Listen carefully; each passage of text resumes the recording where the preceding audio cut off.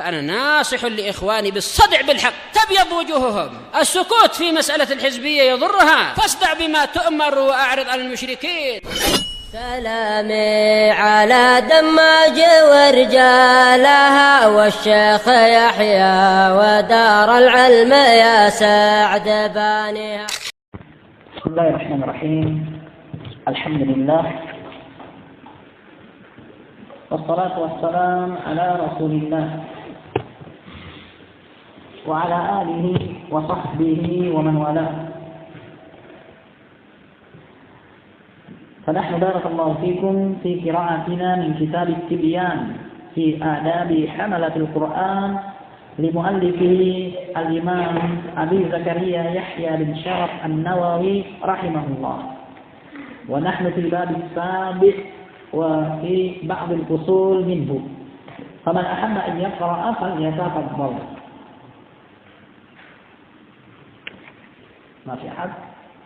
قال رحمه الله: فصل: يكره أن يقول نسيت آية كذا. Makruh untuk seseorang mengatakan saya lupakan ayat ini, ayat itu. Bal yaqul unsituha, melainkan dia hendaknya mengatakan saya terlupakan. Kenapa jangan dia katakan saya melupakan, tapi unsituha, saya terlupakan. Au asqattuha, atau saya menjatuhkannya dari hafalannya. Faqad sabata fi sahihain an Abdullah bin Mas'ud radhiyallahu anhu, telah sabit dalam sahihain dari Abdullah bin Mas'ud radhiyallahu anhu qala Rasulullah la yaqul ahadukum nasitu ayata kadza wa kadza. Nabi katakan jangan ada salah satu di antara kalian mengatakan saya melupakan ayat ini, ayat itu. Bal huwa nusi, tapi dia yang dilupakan. Yaitu dia yang tertinggal. Wa fi riwayatin fi sahihain aidan, dan juga dalam riwayat sahihain juga, bi'sama li ahadikum ay yaqula nasitu kadza ayatu kaita wa kait. Seburuk-buruk salah satu di antara kalian dia mengatakan saya melupakan ayat ini dan ayat itu. Bal huwa nusi, tapi dia dibuat lupa. Wa thabata fi sahihain aidan an Aisyah radhiyallahu anha anna Nabiy sallallahu alaihi wasallam sami'a rajulan yaqra'. Juga telah sabit dalam sahihain dari Aisyah radhiyallahu anha bahwasanya Nabi sallallahu alaihi wasallam mendengar seorang pria membaca qad rahimahullah. Maka Nabi mengatakan semoga Allah merahmati orang tadi.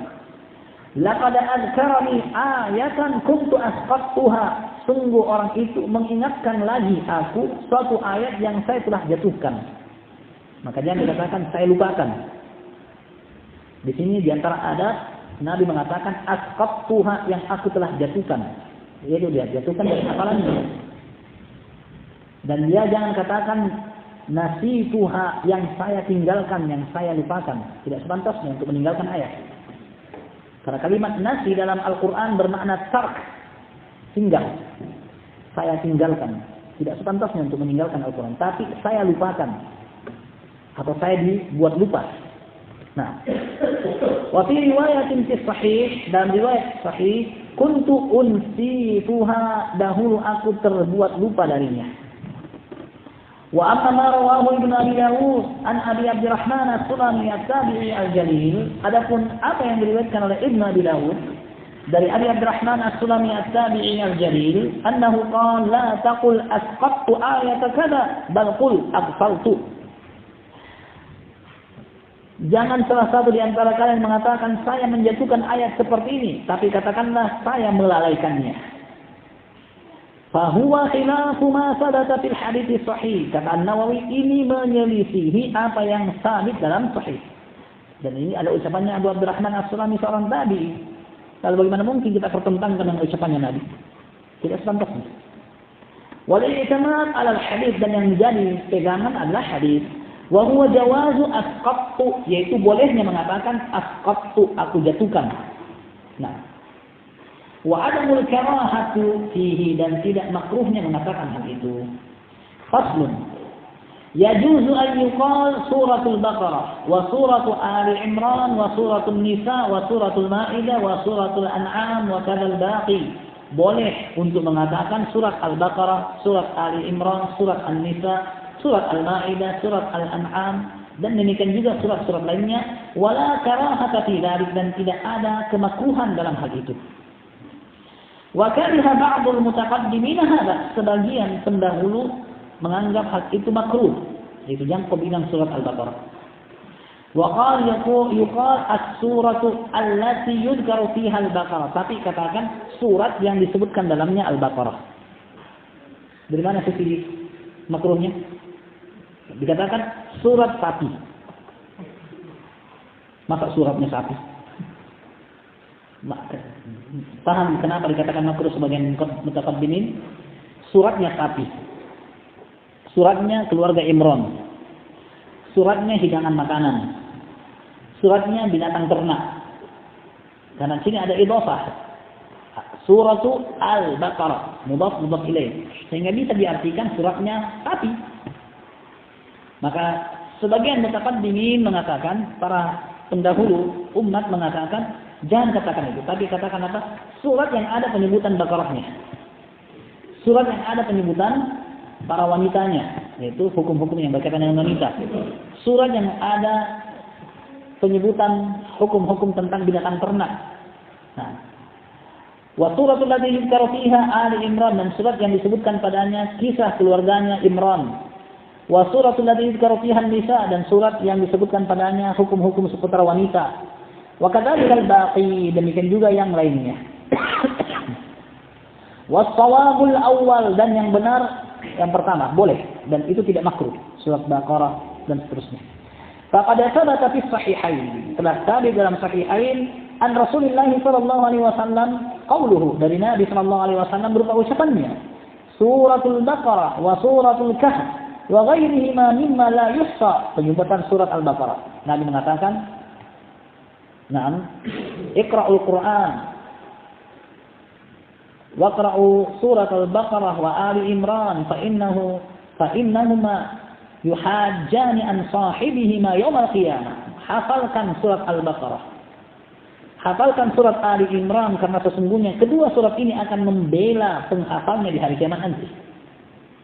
Juga Nabi alaihi salatu wasallam mengatakan tentang rumah yang dibacakan padanya suratul Baqarah, innal baita allati tuqra'u fihi suratul Baqarah la yanfiru minhu syaitan, sesungguhnya rumah yang dibacakan di dalamnya surat Al-Baqarah, setan lari darinya.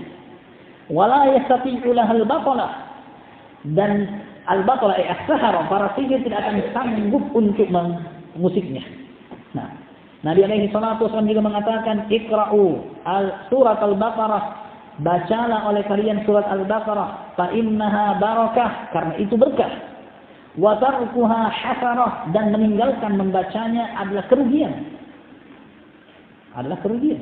Nah, wa ghairihuma mimma la yuhsa, dan juga penyebutan-penyebutan yang lainnya dari yang tidak bisa dihitung. Wa kadzalika anis sahabat radhiyallahu anhum, demikian juga dinukilkan dari para sahabat. Qala bin Mas'ud, Abdullah bin Mas'ud mengatakan, hadza muqamul ladzi unzilat alaihi suratul Baqarah. Abdullah bin Mas'ud mengatakan ini adalah tempat di mana surat Al-Baqarah diturunkan kepada Nabi sallallahu alaihi wasallam.